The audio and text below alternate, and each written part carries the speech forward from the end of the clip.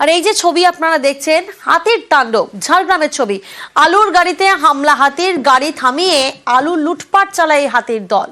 রাস্তায় ব্যারিকেড করে রীতিমতো লুটপাট চালায়। দেখুন ছবিটা, ঝাড়গ্রামের ছবি আপনারা দেখছেন। হাতির তাণ্ডব, কিভাবে আলুর গাড়িতে হামলা করেছে হাতির দল। রীতিমতো গাড়িটি থামিয়ে আলু লুটপাট চলে হাতির দলের। দেখুন, রাস্তায় একেবারে ব্যারিকেড করে কিন্তু লুটপাট চালায় ঝাড়গ্রামে হাতির দলটি।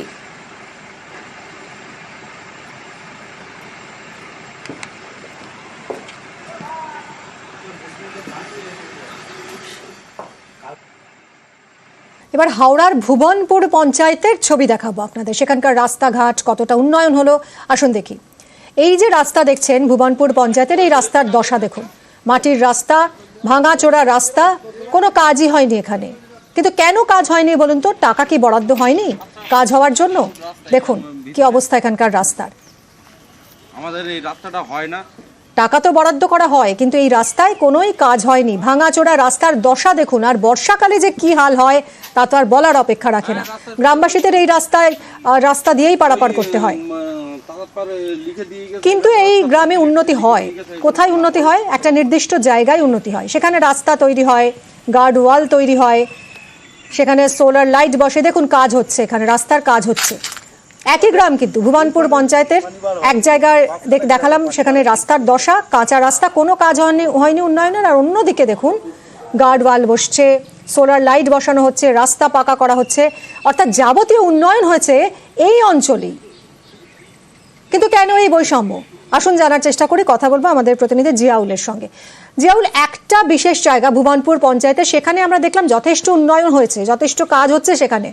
আবার আরেকটা জায়গায় দেখলাম সেখানে ভাঙা রাস্তা, কাঁচা রাস্তা, কোনো উন্নয়নের কোনো ছোঁয়াই সেখানে পৌঁছয়নি। কেন এই নির্দিষ্ট জায়গায় কাজের কি মানে কেন এই নির্দিষ্ট জায়গাতেই কাজটা হলো? কি গুরুত্ব এই এলাকার? দেখো, হাড়োয়া বিধানসভার গোপালপুর ২ নম্বর গ্রাম পঞ্চায়েতের ১৫টি গ্রাম সভা রয়েছে। সেখানকার মধ্যে অন্যতম হচ্ছে ভুবনপুর। এই ভুবনপুর এলাকার মানুষের যেটা দাবি, যে তাদের প্রায় বছর দশেক ধরে রাজ্য সরকার যে সমস্ত টাকা বরাদ্দ করছেন উন্নয়নমূলক কাজের জন্য, যে টাকা বরাদ্দ হচ্ছে রাস্তা, বিদ্যুৎ, স্বাস্থ্য এবং আলো, ড্রেন, পুকুরের গার্ডওয়াল, সমস্ত কাজই কিন্তু সেই গ্রামে হচ্ছে না বলে এলাকার মানুষের অভিযোগ। কিন্তু এই গ্রামে সমস্তটাই বরাদ্দ হচ্ছে, উন্নয়নমূলক বোর্ড বসছে, যে টাকা বরাদ্দ হচ্ছে সেই বোর্ড বসছে, কিন্তু কাজ হচ্ছে না। কাজ হচ্ছে কোথায়? ওই গ্রাম পঞ্চায়েত, অর্থাৎ গোপালপুর ২ নম্বর গ্রাম পঞ্চায়েতেরই আরেকটা অংশ। অর্থাৎ সেখানে কে থাকে? সেখানে অঞ্চল সভাপতি এবং পঞ্চায়েত প্রধানের বাস, স্বামী স্ত্রী।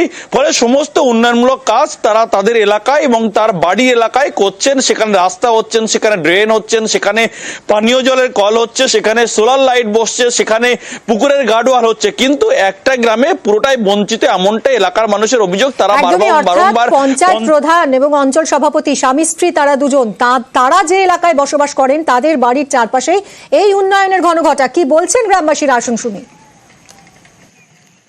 বাকবুল কালাম মুন্সি নিজে এসে বলে গিয়েছে গাডাল, এখানকার গাডাল হাত থেকে আমি স্যাংশন করে দিচ্ছি।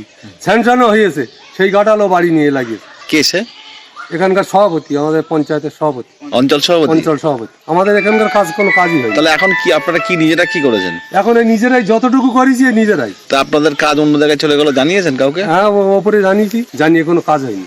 আমার রাস্তা নিয়ে এলেছে বাকবুল সাহেব। আমার বাড়ির ইটির রাস্তা, খারাপ রাস্তা, ঢালাই ছিল, ৩০০ ফুট রাস্তা হওয়ার কথা ছিল। মোটও এসে গেছিল পঞ্চায়েত থেকে, সেই মোট আবার ফিরে চলে যায় অন্যদিকে, যে ও নিজের পুকুরের গার্ডওয়াল করে নেয়। অভিযোগ করেছেন কোথাও? কোথায় অভিযোগ করবো? দায়িত্ব তো ওদেরই হাতে।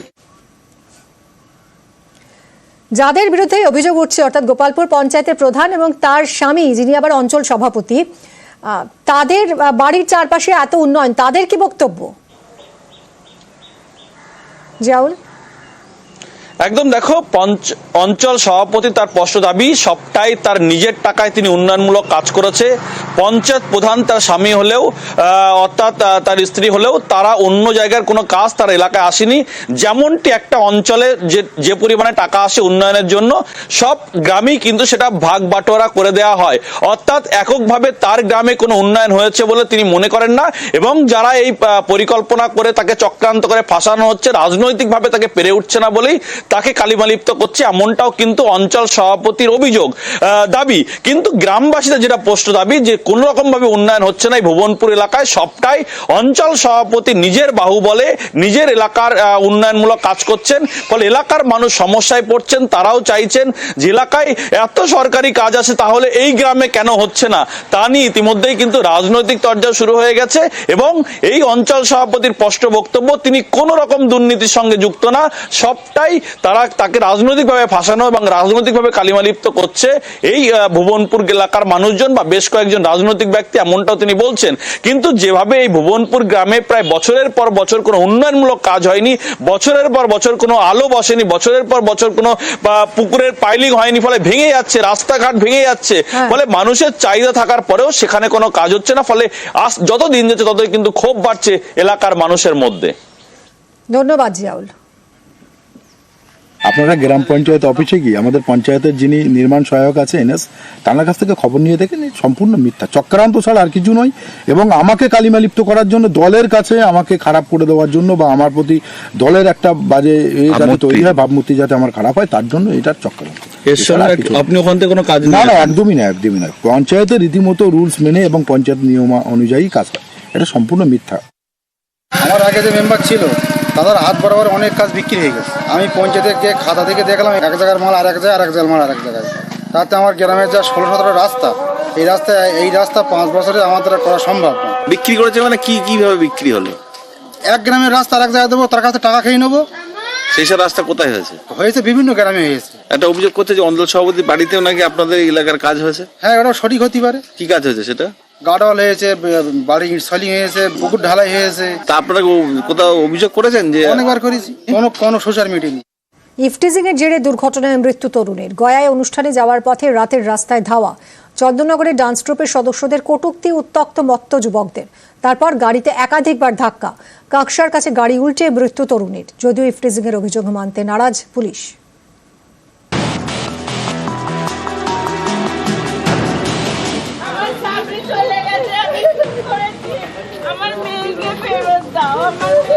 সোমবার অনুষ্ঠান ছিল গয়ায়। রাতে হুগলির চন্দননগরের বাড়ি থেকে নিজের নাচের দলের সদস্যদের নিয়ে বেরিয়েছিলেন সুতন্দ্রা চট্টোপাধ্যায়, কিন্তু আর বাড়ি ফেরা হলো না। অভিযোগ, ইভটিজিং এর জেরে দুর্ঘটনায় মৃত্যু হলো তরুণীর। সুতন্দ্রা দেবী তিনি কিন্তু এই সামনের সিটেই বসেছিলেন, আর তার পাশেই কিন্তু চালক এই গাড়িটাকে কিন্তু ধাওয়া করছিল ওই সাদা গাড়িতে আসা যুবকরা, এবং তারপরেই কিন্তু এই গাড়িকে ধাক্কা মারে। এবং সামনে যে সুতন্দ্রা দেবী তিনি কিন্তু সামনেই ছিলেন, এবং সেখানেই কিন্তু তার গাড়ি উল্টে যাওয়ার কারণে মৃত্যু হয়। জানা গেছে রবিবার রাতে 19 নম্বর জাতীয় সড়ক দিয়ে সুতন্দ্রাদের গাড়ি ছুটছিল গয়ার দিকে। রাত 2:30 নাগাদ কলসির কাছে একটি পেট্রোল পাম্প থেকে তেল ভরা হয় সুতন্দ্রাদের গাড়িতে। অভিযোগ, এর খানিক পর থেকেই সুতন্দ্রাদের গাড়ি ধাওয়া করে একটি সাদা গাড়ি। সেই গাড়িতে 4 থেকে 5 জন মত্ত যুবক ছিল বলে অভিযোগ।